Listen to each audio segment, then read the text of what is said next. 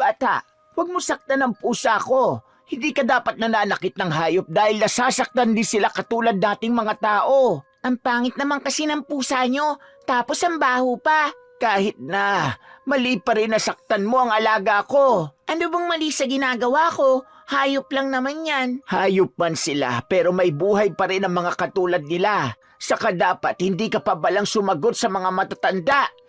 Ang dami niyong alam. Nakakainis kang matanda ka. Umalis ka na nga rito sa harapan ng bahay ko at umuwi ka sa inyo. Aalis talaga ako. Ang pangit-pangit naman ng bahay niyo eh. Salbahe kang bata ka. Huwag niyo akong pagalitan dahil isusumbong ko kayo sa mama ko. Di magsumbong ka. Talaga, humanda kayo sa mama ko. Nakasimangot na umalis ang bata sa harapan ni Aling Shoni. Mabilis itong nagtungo sa magulang upang magsumbong. Ilang minuto ang nakalipas habang nagwawalis ang matandang babae sa labas ng kanyang bahay. Galit na sumugod sa kanya ang nanay ng paslit. Hoy, matandang hukluban, bakit mo pinagalitan ang anak ko? Hindi ko siya pinagalitan. Pinagsabihan ko lang ang anak mo sa maling ginagawa niya. Sinasaktan niya kasi ang alaga kong pusa. Pusa lang pala eh. Tapos papatulan mo pa ang anak ko? Mali ang manakit ng hayop kaya turuan mo yung anak mo ng tamang pag-uugali para nang sa ganon, hindi maging salbahe. Ang kapal na mukha mong matanda ka. Sino ka para magsalita sa akin ng ganyan? Parang sinasabi mo na hindi ko tinuturuan ng tamang asal ang anak ko Ayusin mo yung tabas ng dila mo kung ayaw mo malintikan sa akin. Kaya naman pala salbahe ang bata dahil masama ang ugali ng nanay. Ganun Tinulak ng malakas ni Minerva ang matandang babae na si Aling Shoni dahil sa galit niya. Maya-maya pa, dumating naman ang anak ng lola at nagalit ito sa ginawa sa kanyang ina. Hoy Minerva, bakit mo naman tinulak ang nanay ko? Wala kang respeto sa matanda. Bakit ko naman re-respetuhin ang nanay mo? Ang sama ng ugali niyan. Pati bata pinapatulan? Bakit? Ano bang ginawa ng nanay ko sa anak mo? Wala akong ginawang masama sa anak niya, Martin. Hayaan na lang natin ang babae na yan at pumasok na tayo sa loob ng bahay. Sa susunod na umiyak pa ang anak ko dahil sa inyo, Aling Shoni.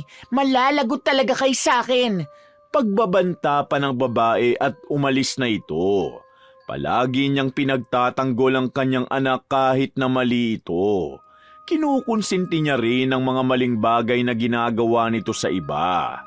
Salbahe ang batang si Yanyan at kilala din sa lugar nila na bully. Sa mga sumunod na araw, patuloy pa rin ang pananakit nito sa alagang pusa ng matanda. Dumating sa punto na napilayan na ang isang paa ng hayop. Bata, nakita mo ba ang alaga akong pusa? Yung kulay blue ang mga mata? Tignan niyo po sa labasan, Aling Shoni. Mukhang yun yata yung pinagpapalo ng kawayan ni Yanyan. Ano? Nanginginig ang katawan ng matanda nang magtungo ito sa kinaroroonan ng kanyang alaga. Labis siyang nasakta nang makita ang muling pananakit dito ng batang anak ng kanyang kapitbahay. Sinigawan niya ito at dahil sa galit, nagawa niyang duru-duruin ito. Sa inis sa kanya ng paslit, pinagpapalo siya nito ng hawak na patpat ng kawayan. Hindi naman inaasahan ng lola na kakalmutin ng pusa si Yanyan. Aray ko! Tignan mo ang ginawa mong pananakit sa iba. Nagawa ka na tuloy sakta ng alaga ko. Kaya sa susunod, makinig ka sa nakatatanda sa'yo. Humanda kayo sa mama ko. Isusumbong ko kayo sa kanya. Muli na namang nagsumbong ang bata sa kanyang ina na nagdulot ng matinding gulo. Galit na galit si Minerva sa matandang may-ari ng pusa. Nagawa niyang mag-iskandalo sa harapan ng bahay nito, kaya napilitang lumabas. Buwisit ka talaga matanda ka, no? Pati bata pinapatulan mo? Siguro sinadya mo makalmutang anak ko ng alaga mong pusa. Kapag may masamang nangyari kay Yanyan, kakasuhan talaga kita. Hindi mo kasi dinidisiplina ang anak mo kaya lumalaking masama ang ugali. Sa halip na pagsabihan mo, kinukonsinti mo pa siya. Walang ginagawa masama ang anak ko, kaya tumigil ka sa mga sinasabi mong yan. Papaturukan ko ng anti-rabies si Yanyan at ikaw ang sasagot sa lahat ng gastusin. Sige, sasagutin ko ang mga gastusin. Pero sana naman, turuan mo ang anak mo na gumalang sa mga nakatatanda. Galit na pumasok ang matanda sa kanilang bahay at hindi na nito pinatulan pa ang kapitbahay. Nang malaman nga ng kanyang anak na lalaki ang nangyari, nag-aalala ito ng sobra sa kanya. Bakit kasi ayaw niyo pang umalis sa bahay na to? Maluwag naman yung bahay namin ng asawa ko at mas maaalagaan ko pa kayo ron. Ayos na ako dito sa bahay. Huwag mo kong masyadong alalahanin. Paano ako hindi mag-aalala sa inyo kung nagiging madalas ng pag-aaway niyo ni Minerva? Ako na ang bahala sa babaeng yon. Bigyan mo na lang ako ng pera para sa pagpapagamot ng anak niya. Tignan nyo, kahit hindi nyo kasalanan yung nangyari, kayo pa rin ang mananagot. Ganun talaga. Hayaan mo. Hindi na talaga ito mauulit. Patuloy na nagpakumbaba ang matanda sa pag-aaway nila ng kanyang kapitbahay. Pilit man siyang kinukuha ng anak, tinatanggihan niya lamang ito. Ayaw niya kasing umalis sa kanyang bahay dahil mas komportable siya ritong manirahan. Subalit dahil sa alitan nila ni Minerva, nawalan na ng katahimikan ng kanyang pamumuhay. May mga pagkakataon na binabato ng anak ng babae ang kanilang bubungan at nang saway niya ito, natamaan siya ng bata sa ulo. Aray! Salbahe ka talagang bata ka! Dapat lang sa inyo yan dahil sabi ng nanay ko, aswang daw kayo. Kung aswang man ako, dapat kinain na kita. Kapag hindi ka pa talaga tumigil sa pamamato sa bubungan ng bahay ko, ipapatawag ko ang nanay mo sa barangay. Eh di ipatawag nyo, hindi naman pagagalitan ng kapitan ng mama ko dahil malakas kami sa barangay. Kapag hindi mo inayos ang ugali mo, wala kang magiging kaibigan. Eh hindi ko naman kailangan ng kaibigan eh. Umalis ka na nga at baka awayin na naman ako ng nanay mo kahit wala naman akong ginagawa sa'yo. Utos ng matanda at ng talikuran niya na ito, muli na naman siya nitong hinagisa ng bato. Mabuti na lamang at dumating ang anak niyang si Martin at pinagsabihan ng bata. Hindi na rin ito matiis ang ginagawa sa kanyang ina. Hindi mo ba talaga titigilan ng nanay kung bata ka? Hindi ka ba talaga pinagsasabihan ng mga magulang mo? Huwag mo na gagawin to uli dahil pumapatol ako sa mga bata. Martin, huwag mo nang takutin ang bata. Baka mamaya magsumbong na naman yan sa nanay niya. Nakakainis na kasi ang batang yan eh. Hayaan mo na. Oh, na paano yung sugat nyo sa ulo? Huwag mo nang intindihin yan. Nga pala, bakit ka na pa rito? Ang batang tuba may gawa niyan sa inyo? Ako nga po. Ang sabi kasi ng mama ko, aswang daw si Aling Shoni. Ano? Ba't sumusobra na talaga kayong mag-ina? Nagngingit-ngit sa galit ang lalaki dahil sa sinabi na yon ng bata. Ngunit pinakiusapan na lamang siya ng kanyang ina na wag nang patulan. Ayaw na ng matanda na palakihin pa ang bagay na yon. Subalit namihasa pa rin ang mag-inang kapitbahay. Isang araw, muling hinanap ni Aling Shoni ang alaga niyang pusa. Ngunit patay na ito ng matagpuan. May nakapagsabi sa kanya na binuhusan daw ito ng mainit na tubig at hinataw ng matigas na bagay ni Minerva. Sa galit niya, sinugod niya ito sa bahay nito. Minerva! Oh, anong ginagawa mo rito, matanda ka? May problema ka na naman ba sa anak ko? Hindi yung bata ang ipinunta ko rito kundi ikaw. Bakit mo pinatay ang alaga kong pusa? Yan lang nga ang pinunta mo? Nakakabwisit kasi ang alaga mong pusa. Kinain niya ang pagkain na para sa anak ko. Kaya mo siya pinatay? Sa'yo naman pala nakuha ng anak mo ang pananakit sa hayop eh. Paano matututo ng magandang asal ang bata kung ang mismong magulang ang masama ang ugali? Hoy, sumusobra ka na matanda ka ha? Baka gusto mong buhusan din kita na mainit na tubig. Sige, gawin mo para madagdagan ang kasalanan mo. Sumusobra na kayo mag-ina at hindi ko na palalagpasin ang ginawa niyo sa alaga ko. Ay, ang dami mo pang sinasabi. Umalis ka na nga rito. Nakakasira ka ng araw. Padabog na pumasok ng bahay ang babae at pinagsarhan ng pintuan ng ginang. Nang sandaling yun, ramdam na ni Aling Shoni ang bigat ng kanyang daladala. Sa kanyang pag-uwi, nagtungo siya sa kwarto at kinuha ang malaking kahon na nasa ilalim ng papag. Nasa loob nito ang sagradong libro at mga garapo na pinaglalagyan ng mga insekto. Isang mamarangan o uri ng mangkukulam ang matanda noon. Tumigil ito sa paggamit ng itim na karunungan nang magkaroon siya ng anak. Ngunit dahil sa pagkasuklam nito sa kapitbahay, gusto niyang balikan ang masamang gawain niya.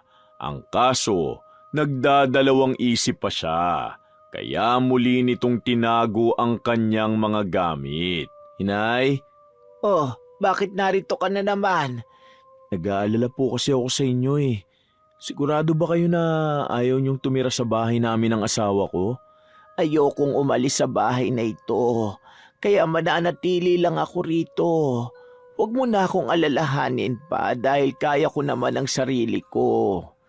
O siya, alis na po ako. Nag-iwan po ako ng pagkain sa kusina. Mag-iingat kayo rito. Ang anak ng matanda ang dahilan kung bakit nagagawa niyang pigilan ang sarili na muling gamitin ang kanyang karunungan. Ngunit sa paglipas ng mga araw, mas tumindi pa ang masamang naidudulot sa kanya ng bata at ng ina nito. Nang gabing nagluluto ng hapunan si Aling Shoni, narinig niyang may paulit-ulit na kumakatok sa pintuan ng kanyang bahay. Sandali niyang iniwan ang ginagawa at tinignan kung may tao ba sa labas. Subalit nang buksan niya ang tarangkahan, wala naman siyang nakita. Ilang minuto niyang sinuri ang paligid, ngunit tahimik na ito. Maya-maya pa, napatalon siya sa matinding pagkagulat. Biglang sumulpot ang anak ni Minerva at hinagi sa kanya ang laruang daga nito. Nang dahil sa takot ng lola, naitulak niya ang paslit at tumama ang braso nito sa nakausling bato. Sa pangyayaring yun, nagtamo ito ng sugat na kinagalit ng magulang.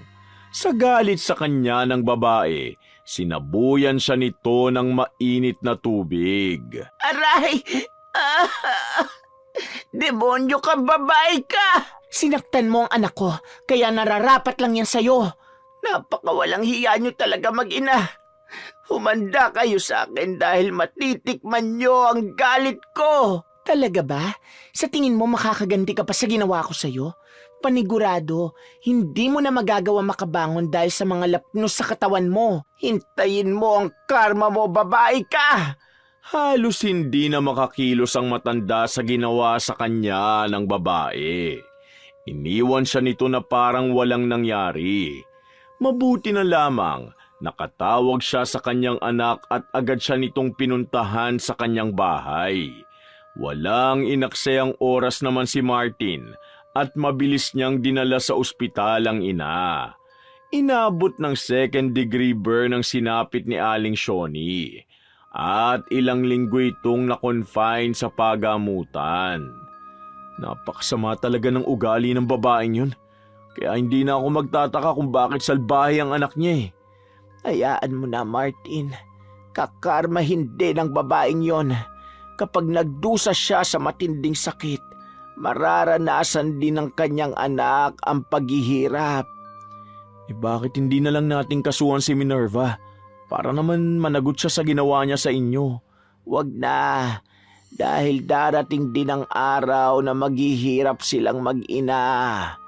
Hindi na nagawang sampahan ang kaso ni Aling Shoni ang kapitbahay dahil bibigyan niya ito ng isang matinding karamdaman. Desidido na siya na isumpa ang ina ng bata para nang sa ganon, hindi nito magampanan ang pag-aalaga sa anak. Nang makalabas ang matanda sa ospital, nangolekta siya ng mga uod at insekto. Ilalagay niya ito sa garapon para isagawa ang orasyon na susuporta sa kanyang matagumpay ng pangungulam kay Minerva. Hanggang isang gabi, nakaramdam ng pananakit sa tiyan at paulit-ulit na pagdumi ang babae. Yan. Pwede mo ba akong ibili ng gamot sa tindahan? Ang sakit kasi ng tiyan ko eh. Mamaya na po, Mama. Naglalaro pa po ko eh. Ay naku naman bata ka, sundin mo muna ako dahil namimilipit na ako sa sakit. Nakakainis naman eh. Ako na lang palagi yung inuutusan. Aba kung makapagreklamo ka, akala mo naman may ibang mautusan bukod sa'yo. Alam mo namang stay in sa trabaho ang ama mo, kaya ikaw lang ang maaasahan ko ngayon. Sige na at kumilos ka na. Ibili mo ako ng gamot. Storbo naman kayo, Mama. Huwag mo akong pinagsasalita ng ganyan, ha? Bastos ka talaga. Dapat kasi hindi na kayo naging magulang ko. Masyado kayong palautos. Aba, sumusobra ka na.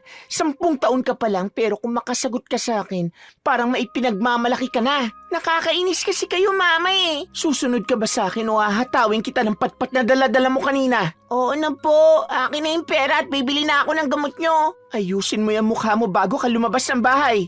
Sa pilitang sumunod ang bata sa kanyang ina at padabog pa itong nagtungo sa tindahan. Habang patungo siya ron, nakasalubong niya si Aling Shoni na matalim na nakatingin sa kanya. Nakaramdaman siya ng takot sa matanda. Nagawa niya pa ring tuksuhin ang pangit nitong itsura dahil sa natamong pinsala sa pagkakabuhos ng mainit na tubig. Ano ba yan, Aling Shoni? Nakakatakot naman yung mukha nyo. Dapat hindi na lang kayo lumalabas ng bahay dahil ang pangit-pangit nyo. Tumigil ka ng bata ka, ha? Kung ayaw mong pati ikaw saktan ko. Hala, ang pangit na nga ng mukha nyo. Ang sama pa ng ugali nyo. Mas masama ang ugali mo. Pareho kayo ng iyong ina. Matandang huklo ba naman kayo? Tumakbo ang bata palayo pagkatapos tuksuhin ang matanda. Dumidila pa nga siya habang inaasar ang lola. Sa inis ng matanda, nagmadali itong umuwi ng bahay at kinuha niya sa altar ang garapo na may lamang uod. Nang buhusan ito ni Aling Shoni ng langis na may orasyon, na maluktot ito na parang namimilipit sa sakit. Samantala, mas tumindi pa ang kirot na nararamdaman ni Minerva. Pakiramdam niya parang hinahatak palabas ang bituka niya. Aray, sobrang sakit ng tiyan ko. Mama, hindi pa rin ba nawawala kahit na nakainom na kayo ng gamot? Kung pumunta na lang kaya kayo sa ospital. Tumigil ka nga. Alam mo naman na wala pang sahod ang ama mo, kaya wala tayong pera para pumunta sa pagamutan. Titiisin ko na lang tong sakit ng tiyan ko. Bahala na kayo sa buhay nyo. Matutulog na lang ako. Sandali, ikuha mo muna ako ng tubig. Ay, kayo na lang po, Mama. Puro na lang kayo utos eh. Salbay ka talagang bata ka. Ewan ko kung kanino ka nagmana. Kanino pa ba? Eh di sa'yo. Loko ka talaga. Matulog ka na nga at baka samain ka pa sa akin. Hinayaan na lamang ni Minerva ang anak at tiniis ang sakit ng kanyang tiyan hanggang sa makatulog na rin siya. Kinabukasan, bahagyang nawala ang kirot na nararamdaman niya. Kaya maaga pa lang, lumabas na siya ng bahay para bumili ng pandesal nang makita naman ito ang matandang kapitbahay na nagwawali sa daan. Huminto ang babae sa kanyang paglalakad at tumingi ng masama kay Aling Shoni. Oh, anong tinitingin-tingin mo dyan? Nasisira talaga ang araw ko kapag nakikita ko kayo, Aling Shoni. Nabubwisit naman ako kapag nakikita ko kayo ng anak mo. Palibhasa mga perwisyo kayo. Hanggang ngayon pinag-iinitan niyo pa rin ang anak ko? Ang sama talaga ng ugali mong matanda ka. Kung hindi dahil sa inyong mag-ina, maayos pa sana ang mukha ko. Tandaan niyo, magbabayad din kayo. Kung hindi niyo naman sinaktan ng anak ko, hindi kayo magkakaganyan. Kung ako sa inyo, tigilan niyo na ang anak ko. Anak mo ang lumalapit sa akin para guluhin ako. Kung dinidisiplina mo lang sana ang batang yon, hindi siya lalaking walang galang at salbahe. Kapag hindi pa kayo tumigil sa pagsasabi ng masasamang salita sa anak ko, kakasuhan ko talaga kayo ng child abuse. Gawin mo! Hindi ako natatakot! Naningkit ang mga mata ng matanda at ramdam ni Minerva ang galit nito. Kaya umiwas na lamang ang babae at bumili na lang ng pandesal sa bakery. Habang lumilipas sa mga araw, mas tumitindi pa ang alitan ng magkapitbahay. Samantala, hindi pa rin tumigil ang batang si Yanyan sa panggugulo kay Aling Shoni. Pinagsisira nito ang mga halamang tanim ng lola na mas ikinagalit naman ng matanda. Ang papangit naman ng mga halaman nyo eh. At ang sakit sa mata, kaya dapat lang yan sirain. Wisit ka talagang bata ka. Palagi mo nalang sinisira ang araw ko. Palagi nyo kasing inaaway ang mama ko, kaya hindi ako titigil sa panggugulo ko sa inyo. Pasalamat ka bata ka dahil kung hindi magdurusa ka rin sa matinding sakit. Baliw ka ng matanda ka. Baliw, baliw. Sigaw ng bata at pinagsisipa ang halamang tanim ng matanda bago umalis. Sa inis naman ni Aling Shoni, bumulong siya na may mga salitang hindi maintindihan. Tiningnan niya ng masama ang anak ng kapitbahay para bigyan ito ng leksyon. Pagka-uwi ng paslit sa kanilang tahanan, bigla ring sumakit ang tiyan nito at nanlamig ang buong katawan. Yan, anak. Ikuha mo pa nga ako ng kumot sa cabinet. Nilalamig pa kasi ako eh. Tinatrangkaso na naman ako. Pwede ba ikaw na lang, Mama? Ang sakit po ng tiyan ko eh. Oh, bakit naman sumakit ang tiyan mo? Baka kung ano-anong kinain mo ha? Wala naman akong ibang kinain kundi yung niluto nyo. Teka, Mama. Pupunta lang ako sa kusina. Nasusuka na po ako. Ano kaya nangyari sa batang yon? Inakala ni Minervang mawawala rin ang sakit na nararamdaman ng kanyang anak. Ngunit sumapit na ang hapon, napansin niyang namumutla na ang mukha nito at halos tubig na lang ang naisusuka. Kaya sa labis na pag-aalala ng babae, dinala niya si Yanyan sa kilalang mantatawa sa kanilang lugar. Nang matignan ang kalagayan ng paslit, sinabi sa kanila na nabati ito. Mabuti na lang hindi matindi ang ipinataw na kaparusahan ni Aling Shoni at nagamot agad ito. Pinakuluan ng manggagamot ang suot na damit ng bata para maalis ang karamdaman nito. Mama, nawala na po ang sakit ng tiyan ko. Mabuti naman kung ganon. Sandali nga, sino ba mga nakausap mo bago sumakit ang tiyan mo? Nang dahil sa kadaldalan mo nabati ka tuloy. Wala naman ako iba nakausap bukod kay Aling Shoni. Ang matandang yun, buwisit talaga siya. Halika na nga at umuwi na tayo. Inakay na pauwi ni Minerva ang anak at pagka-uwi naman nila sa kanilang bahay, nakaramdam naman ng matinding pananakit ng ulo ang babae. Sa tindi ng kirot nito, bumagsak siya sa sahig. Ang pagkakaroon niya ng simpleng karamdaman ay mas tumindi pa. Hanggang sa makiusap na siya sa kanyang asawa na alagaan na muna siya pansamantala. Sinubukan mo ba magpatingin sa doktor? Ilang linggo ka na palang may sakit pero hindi mo iniintindihan sarili mo.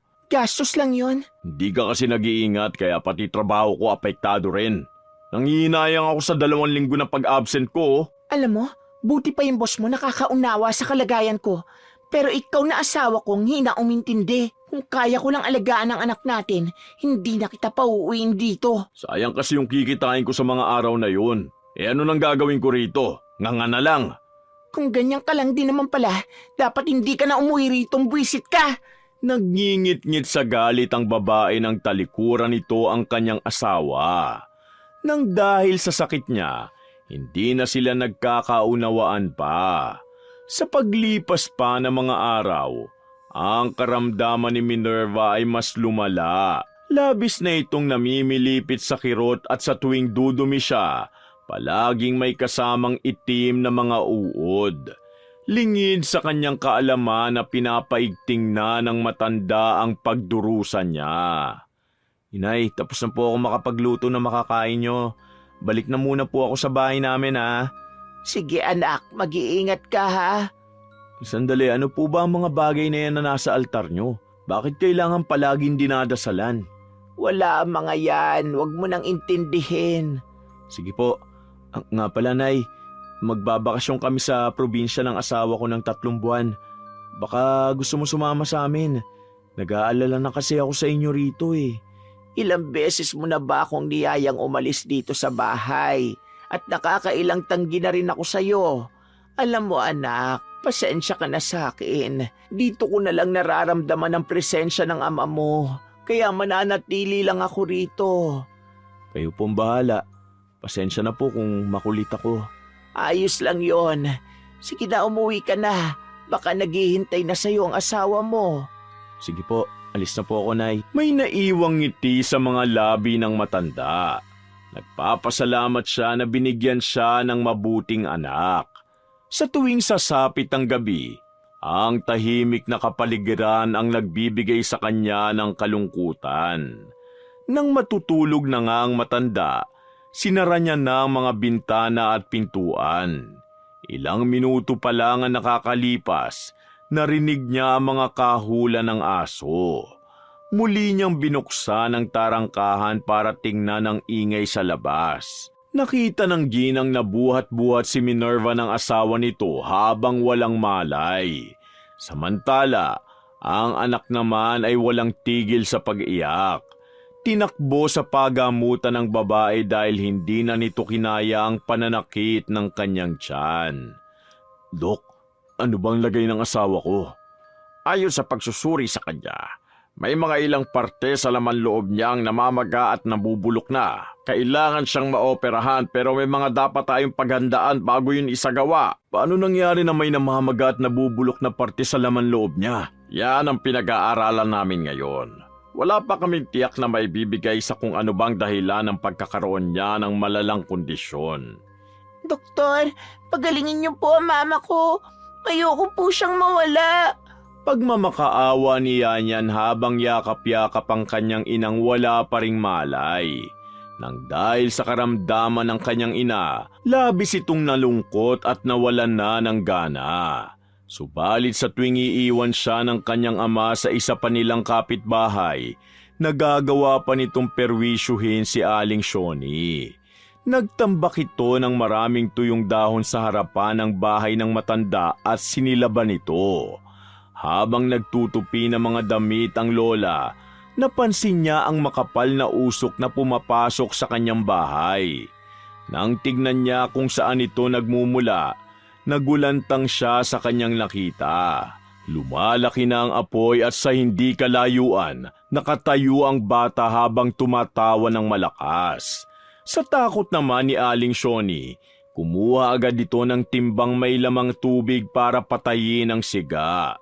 Nang maapula na ito, hinabol niya ang paslit at nang maabutan niya, hinawakan niya ang braso nito at tumingin siya rito ng nakakatakot. Sumusobra ka na talagang bata ka. Gusto mo bang matulad ka sa iyong ina? Bitiwan niyo ako, Aling Shoni! Nasasaktan na po ako! Hindi kita bibitiwan hanggat hindi ka humihingi ng tawad sa lahat ng ginawa mo sa akin. Isusumbong ko kay sa papa ko kapag dumating yun. Wala akong pakialam. Namumuro ka na talaga sa akin. Bitiwan niyo ako! Walang tigil sa pag-iyak ang bata dahil sa higpit ng pagkakahawak sa braso niya ng matanda. Ilang sandali pa, dumating ang ama nito at nagkataon na muling dinalaw naman ni Martin ang ina. Kaya nakita niyang ginawang panduduro ni Leo sa kanyang magulang. Hindi tama ang ginagawa niyo sa bata. Kahit na may kasalanan pa siya, wala kayong karapatan na saktan ng anak ko. Kung tinuturuan niyo sana ng tamang asal ang anak niyo, hindi siya magiging salbahing bata. Tumigil ka na matanda ka ha, kung ayaw mong saktan kita. Hoy, huwag mong duruin ang nanay ko ah. Wala ka rin karapatan na bastusin siya. Kasalanan ng anak niyo kung bakit siya napapagalitan ng magulang ko. Matanda na nanay mo, pero pumapatol pa rin sa bata. Sa tingin mo, sino ang mali sa kanila ng anak ko? Hayaan mo na sila, Martin. May araw din ang mga yan. Halika na at umuwi na tayo. Hindi na pinahaba pa ni Aling Shoni ang sagutan nila ng ama ng bata at nagtungo na lamang siya sa kanyang altar. Muli niyang pinaigting ang sakit ng ina ni Yanyan. Para nang sa ganun, magdusa din ito sa matinding kalungkutan. Masama man ang trato sa kanya ng paslit, hindi niya magawang bigyan ito ng mabigat na kaparusahan. Kaya ang nanay na lamang nito ang kanyang pinahihirapan. Leo, ang sakit na naman ng tiyan ko. Parang may kung anong gustong kumawala sa loob nito. Ay, di ko na talaga alam kung anong gagawin ko, Minerva. Mataas ng pain reliever na binigay sa ng doktor eh. Pero may sakit ka pa rin nararamdaman. Gulong-gulo na ako sa nangyayari sa'yo. Nahihirapan na ako at gusto ko na lang mamatay. Mama, huwag niyo po akong iiwan. Pangako pag gumaling kayo, magiging mabait na po akong anak sa inyo. Yan. Humihingi ako ng tawad sa mga pagkukulang sa'yo. Hindi man lang kita naturuan ng tamang asal at hinayaan ko na maging pasaway kang bata.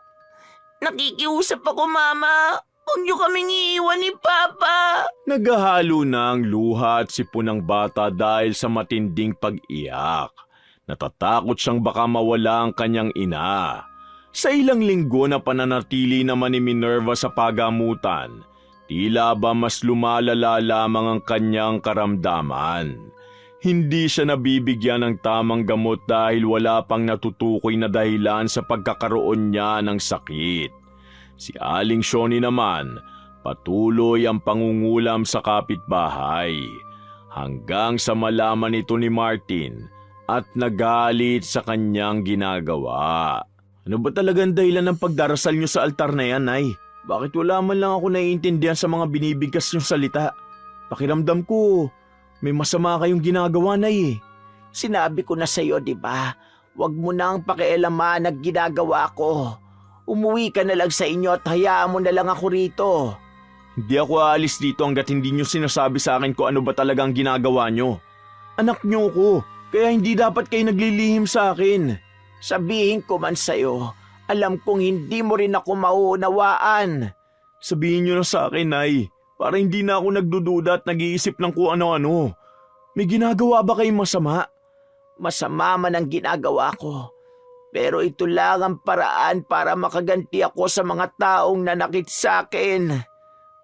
Ano pong sinasabi niyo? Kinulam ko si Minerva para gumanti sa kanila ng kanyang anak. Gusto kong wakasan na ang buhay niya para nang sa ganon, magdusa rin sa kalungkutan ng batang palaging sumisira ng araw ko. Talaga bang nagawa niyo ang bagay na yan? Nay, kasalanan sa Diyos ang ginagawa niyo. Nakikiusap ako, tumigil na kayo. Kung gagawin ko yan, may magbabago ba sa mga ugali nila? Ilang beses na ako nagsabi kay Minervang turuan ng tamang asal ang anak niya. Pero hindi siya nakinig sa akin. Kaya nararapat lang ang nangyayari sa kanya. Kapag hindi kayo tumigil sa ginagawa niyo, kalimutan niyo nang may anak kayo. Walang pag-aalinlangan na binitiwan ni Martin ang mga salitang yon sa kanyang ina. Nakaramdam naman ng kirot sa puso si Aling Shoni dahil sa galit sa kanya ng anak. Nang araw na yon, nag-isip siya ng malalim habang nakatingin sa labas ng bintana. Ilang sandali pa, nakita niya ang batang si Anya na umiiyak habang nakaupo sa labas ng kanilang bahay. Sa puntong yon, may nagtulak sa kanya na lapitan ang paslit. Bakit ka umiiyak? Natatakot po kasi ako na baka mamatay ang mama ko. Aling Shoni, gusto ko na po maging mabuting bata. Naisip ko na baka nagkasakit ang magulang ko dahil sa pagiging salbahe ko. Humihingi po ako ng tawad sa inyo at sana mapatawad niyo na rin si Mama. Kaya lang naman ako naging pasaway dahil walang oras sa akin ng mga magulang ko. Ang papa ko abala sa trabaho. Ang mama ko naman busy lagi sa cellphone niya. Talaga bang bukal sa kalooban mo ang humingi ng tawad sa akin? Oo naman po. Alam kong marami ako nagawang kasalanan sa inyo. Pero ang lahat ng yun pinagsisisihan ko na talaga. Ayoko mamatay ang mama ko, Aling Shoni. Kaya magiging mabuting bata na po talaga ako. Hindi inaasahan ni Aling Shoni na yayakap at iiyak sa kanyang bata na may pagsisisi sa lahat ng ginawa nito sa kanya. Sa pagkakataong yon, nakaramdam ng awa ang matanda at nakumbinsi niya ang sarili na itigil na ang pangungulam kay Minerva.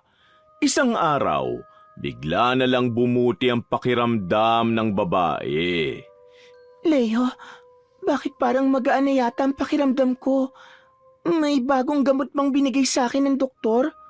Wala naman, bakit? Ano bang nararamdaman mo ngayon?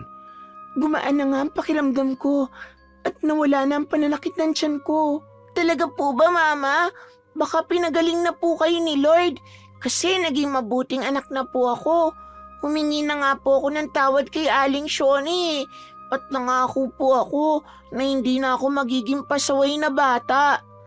Mabuti naman kung ganun, anak. Tuluyan na ngang binawi ni Aling Shoni ang sumpa na pinataw niya kay Minerva. At nagpasya na lamang siyang sumama sa kanyang anak sa pagpunta nito sa probinsya. Muli niyang kinalimutan ang kanyang karunungan at magsisimula ulit ng panibagong buhay. Ang pagpapatawad sa kasalanan sa atin ng iba ay isang napakagandang gawain ng kabutihan at pagpapakumbaba, sapagkat ipinapakita nito ang kakayahan ng taong magpakita ng awa at intindihin ang pagkukulang ng kapwa. Wakas! Shoutout po uli sa commenters ng last story natin. Kina Raven Tennyson at kay Lola Feli, kina Chichay Kulit, Miss Maura, Catherine Pielago, at sa mother niyang si Milenda Goncillo at Sister Charina Pielago from General Luna, Chaong, Quezon, Maribel Balabag, Bernadette Arcalas, kina Gia Gigi, Noemi Garcia Pabunan from Hong Kong, Virginia Divina from Saudi Arabia, Phoebe Ranyada from Olongapo City, Jasmine Vicente, Arlene Torquisa, Mary Grace Shoting, Christina Peru, Raven Tennyson, Michelle Gimbo, Ben Abanyo, Jocelyn Morilla, Lisa Takada from Tokyo, Japan, Merly, Reina Aami, Ramel Siraspe, Kim Bara, Yasden Love, Christina Beldad, Chris Gel Mamado, Vivian Baterbonia, Belen Malbas, Mirasol Mujer, Teresa Balino, Reka Jukoy, kina Rachel Galope, Marjorie Martinez, Jana 013, Josephine Beroya from Rosario, Cavite, Erlinda Tonelada, Gladys Bakbak, Delia Catu at sa asawa niyang si Alex Catu at sa anak niya sa Quezon, Lusterio family, Catu family, Alarcon family from Muntinlupa, Elizabeth Dunca from California, USA, User C2N3P, Puresa Tagiwalo, Mary Joy Noble, Janice B1K, Beverly Remeo, Lucy Barangco, Lynn Magdayaw, Yasden Love, Lina Aquino, Virginia Beley, at Corazon Cacalda. Maraming salamat po at pagpalain tayong lahat ng puong may kapal. Puong may kapal. Puong may kapal. Puong may kapal. Puong may kapal.